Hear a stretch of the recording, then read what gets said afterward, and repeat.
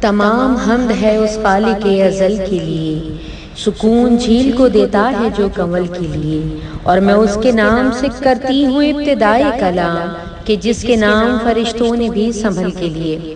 ہمارے آج کے ٹاپک پر بات کرنے سے پہلے ہماری آپ سے ریکویسٹ ہے کہ اگر آپ نے ابھی تک ہمارے چینل کو سبسکرائب نہیں کیا تو چینل کو سبسکرائب کیجیے گا اور بیل آئیکن کو پریس کرنا نہیں بھولیے گا۔ ہماری یہ انفارمیشن والی ویڈیوز آپ کو کیسی لگتی ہیں آپ ہمیں لازمی کمنٹ کر کے بتائیے گا، اور اگر آپ کو ویڈیو پسند آئی ہے تو ویڈیو کو لائک کرنا نہیں بھولیے گا۔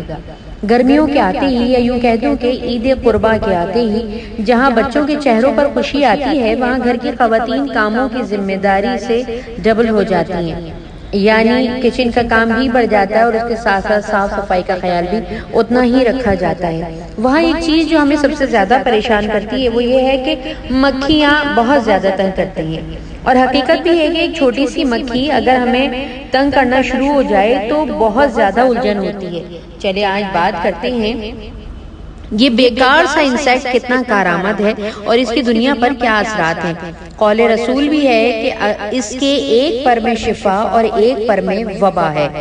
یہ جو چھوٹا سا انسیکٹ یعنی ہاؤس فلائز یعنی مکھی ہمارے سسٹم کا حصہ ہے، اور اپنے اندازے کے مطابق اگر میں بات کروں تو کم سے کم 1,00,000 سے 20,000 کی تعداد میں یہ پائی جاتی ہیں۔ جہاں یہ فصلیں تباہ کرتی ہیں، بیماری کا سبب بنتی ہیں اور بہت زیادہ پریشان کرتی ہیں، وہیں یہ ایکو سسٹم کو چلانے میں بہت زیادہ ہیلپ فل ہیں۔ یہ گندگی کو کھا جاتی ہیں، یعنی اگر کوئی مرا ہوا جانور ہے تو اس کے اندر جا کر یہ انڈے دے دیتی ہیں، اور اس میں سے پھر ان کے چھوٹے چھوٹے میگٹس نکلتے ہیں جو مردہ جانوروں کے حصوں کو آہستہ آہستہ کھا جاتی ہیں۔ اگر مکھیاں اس دنیا سے ختم ہو جائیں تو جگہ جگہ آپ کو مردار جانور نظر آئیں گے۔ مکھیاں خراب کھانے کے ساتھ بھی یہی کرتی ہیں، یعنی وہ اس پہ جا کے بیٹھتی ہیں۔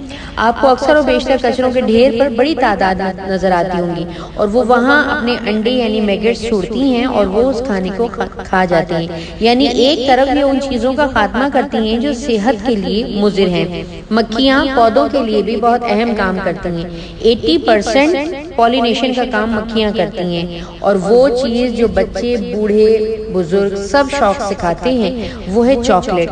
چاکلیٹ کے سیڈز کی پولینیشن کا کام بھی مکھیاں ہی انجام دیتی ہیں اور اس کا بیج ٹرانسپلانٹ کرتی ہیں۔ ایک اور بات آپ کو بتاتی چلوں کہ مینڈک، مکڑی اور بہت سارے پرندے انہیں کھاتے ہیں۔ اگر یہ نہ ہو تو یہ جانور اور پرندے اور حشرات ہمیں پریشان کریں۔ نئی تحقیق کے مطابق سائنٹسٹ اس بات پر کوشش کر رہے ہیں کہ کس طریقے سے مکھی سے فیول بنایا جا سکتا ہے، یعنی ایک نسل ہے جسے بلیک سولجر کہتے ہیں، اس سے بایو فیول بنانے کا تجربہ کیا جا رہا ہے۔ اگر مکھی، مینڈک، کیڑے مکوڑے، سانپ مکھیوں کو نہ کھائیں تو ان کا ڈائریکٹ اثر ہم پہ ہوگا، یعنی اللہ کی تخلیق کی ہوئی کوئی چیز بیکار نہیں۔ آئیے شکر ادا کرتے ہیں اس خالق مطلق کا کہ جس نے ہمیں مکمل انسان بنایا۔ ہماری مزید ایسی ویڈیوز دیکھنے کے لیے ہمارے ساتھ جڑے رہیے اور ہمیں اپنی دعاؤں میں یاد رکھیے گا۔ شکریہ۔